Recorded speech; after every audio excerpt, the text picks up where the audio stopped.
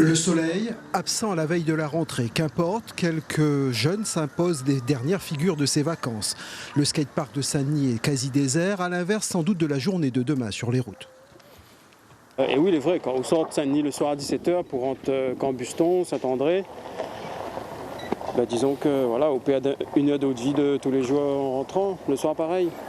L'équation couvre-feu plus rentrée ne laisse pas de place à l'inconnu, mais le résultat reste redouté. C'est vrai qu'en temps scolaire, je me pose des questions. Ça veut dire que ça a modifié un petit peu de manière de... Oui, dans mon planning. Voilà. Se lever plus tôt ou aller plus tôt. Mais j'aurai l'embouteillage, je pense. Car le couvre-feu est sans effet sur les cours. Le peu du temps des élèves ne sera pas pour l'instant modifié. Quelque part, c'est un peu incohérent. On nous dit un couvre-feu, tout est maintenu. Mais néanmoins, on doit maintenir quand même le parcours scolaire de l'élève. Et donc, vigilance des familles, contrôler le carnet de liaison. Qui vaut autorisation.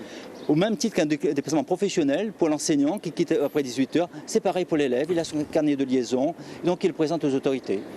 Reste que pour éviter la pagaille, certains plaident pour une modification du couvre-feu.